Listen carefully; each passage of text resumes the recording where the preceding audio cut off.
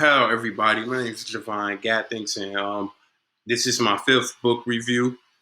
The book we are still reviewing is Franchise Golden Arches of Black America, and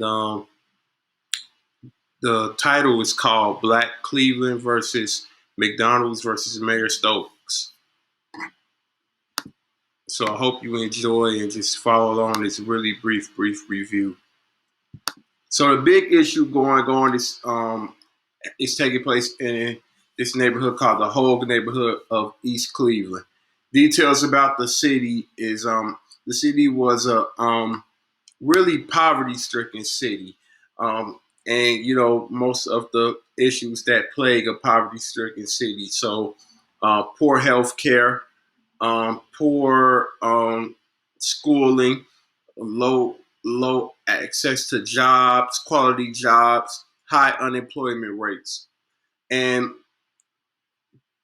what was going on was, as you know, Dr. King, when he passed away when he was murdered, I should say. He had this effect on everyone, and all these cities were rioting. And the big thing that was going on in Cleveland was they already had a series of protests and riots going on. And Mayor Carl Stokes did not want that to happen again. So he asked the city to not go get into like these really violent, super rowdy protests and act in the spirit of Dr. King. And they did. But Mayor Stokes, he had to make good on the promise that he was going to reward Black Cleveland with jobs, with businesses, with access to opportunity. So let's talk a little bit about Operation Breadbasket. Operation Breadbasket was one of those initiatives Dr. King was running before his death, and they wanted jobs. They came in and they wanted jobs in this area, this East Cleveland area, and one of the organizations that they worked with was this supermarket called Pick and Pay, and Pick and Pay invested 300 jobs in the community, and these 300 jobs in the community they were simply for Black residents in Cleveland, but Cleveland knew that wasn't enough, and they started to see what Chicago was doing. And Chicago, they were really booming with McDonald's. They had a few McDonald's locations, and it was really just taking off. So Cleveland wanted to echo that, and it was some pushback, and that's what this chapter is about. It's about the pushback of getting a McDonald's in East Cleveland.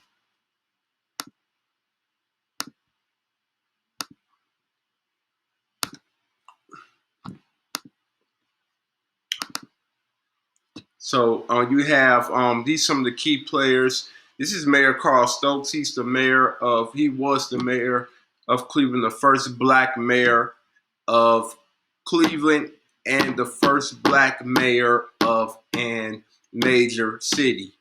And then right here you have Rabbi David Hill. He was a member of the House of Israel, and his organization was Operation Black Unity. And you have, of course, McDonald's. McDonald's is just being McDonald's. If you've been reading the previous chapters, and you know what I mean by that.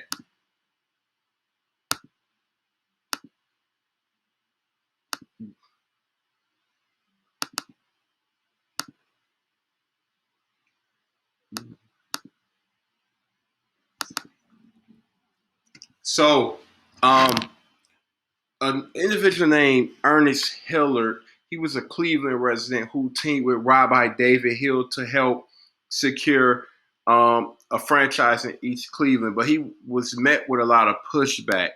Some of the pushback he was met with was he was told that he needed in-store experience, and he was okay with doing that, but he never got an application from Hamburger University, which is a training ground for McDonald's McDonald's franchisees and managers. So he never got an application, and he talked to his lawyer about it, and he thought that was a little odd. Then he was told that due to territorial rights, he wasn't able to obtain the McDonald's in East Cleveland. And the territorial rights comes from a policy McDonald's upheld that they wasn't going to put uh, a store near other fast food restaurants because it's going to cut in their revenue. So David David Hill and Ernest Hiller, they knew there was some. They felt like it was some type of discrimination going on, and this discrimination led to boycotts. But during a meeting they had with McDonald's, McDonald's asked Hill to provide them with, I think it was 25 names, well, a list of names of black franchisees, potential black franchisees who can um, have startup costs ready and can own a McDonald's and probably run a McDonald's. One of the names was Jim Brown, the football legend that was playing. I believe he was playing for the Cleveland Browns at the time. Pittsburgh Steelers, one of them. I'm not a big football person like I used to be. So they gave him the names. They gave McDonald's the names. That's Hill and Hiller, but nothing came from that.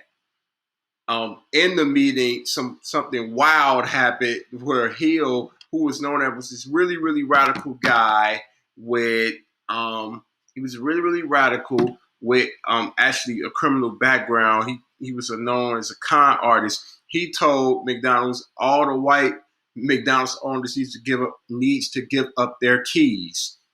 So he said, basically saying, it's time for y'all to move out the way. Let's get some black franchisees. But somehow this statement carried outside the meeting.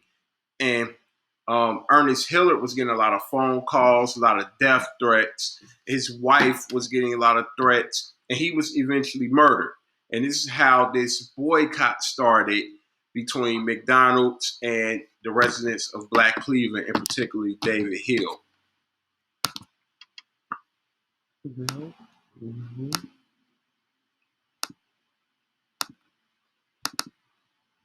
So the boycotts were successful. They were really hitting McDonald's in the pockets. It was a couple groups that was with Hill. Hill's group was Operation Black Unity, and there was a few more groups. But McDonald's made claims that they were trying to reach black franchisees. But the problems was those were not the names that Hill provided. He felt that McDonald's was trying to dictate what blacks they wanted as franchisees. And they were kind of being really, really selective about it. He was calling them like good Negroes, safe Negroes. But then as these boycotts were escalating, more and more residents thought um, that David Hill, Rabbi Hill, was not a suitable person to lead these um, boycotts because of his sketchy history with finances. He was a con artist. That's what they were labeling him as. And they also felt that Mayor Stokes wasn't holding up his end. He was very safe. When asked about it in the news and the newspapers, he kind of danced around the boycotts and the discrimination that McDonald's was doing. So it was kind of like a rock and a hard place, a catch-22 thing going on. But the boycotts were active and they were working to a degree.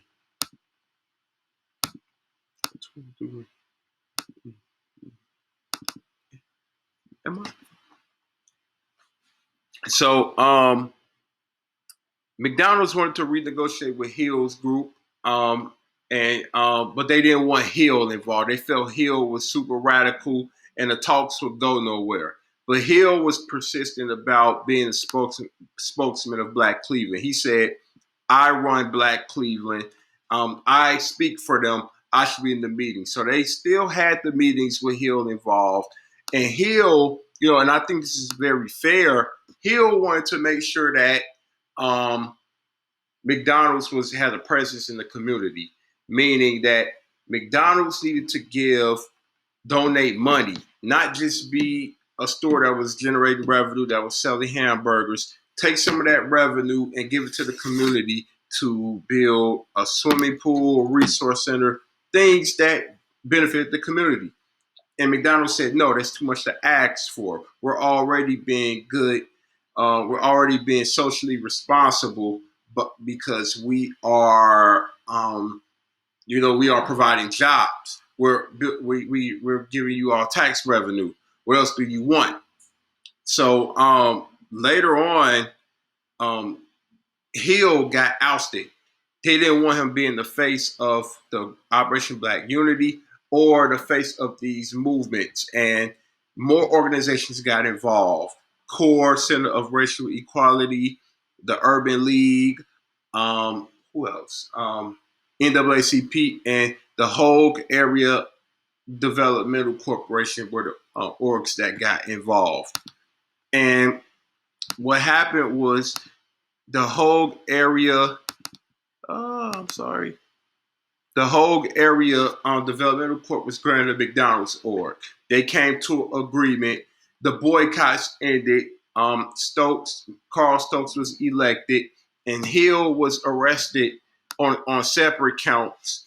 Some that was related to the boycotts on separate counts, and he was locked, and he was eventually in prison.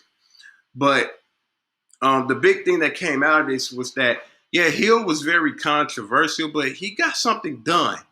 And McDonald's afterwards, those discrimination lawsuits that we talked about on the last two chapters, those start to die down. Those, what else? The National McDonald's Black Owner Association, they started to recognize, they gave Cleveland a big shout out. But Cleveland, that Cleveland boycott paved the way for McDonald's to not only be a friend of Black America and Black economic progress, not just in the region but nationally, and start opening the doors for more and more Black franchisees, more and more Black managers, more and more Black employees, and more McDonald's in Black areas. And this is how you get the McDonald's you see today. But it's sad that it didn't come without a cost. And David Hill, who people thought had mental issues because of his encounters with racism and the way he handled racism. It's kind of sad to see that, he did all that fighting and that's his legacy. But I hope I made myself clear. Tune in next time. Um, um, I'm going to be moving to a new book. I'm not going to be using this book as much anymore. We're going to try to do one book per week, and I think that's going to be fun for me, and hopefully it's fun for the people who read it. But thank you for tuning in. I hope I made myself clear. I hope you kind of understood what I was saying. I'm sorry if I can't go into deep detail, but I don't want to have these long, drawn-out conversations. So like, support, and share. And best of all, thank you if you tuned in. Peace and have a good week.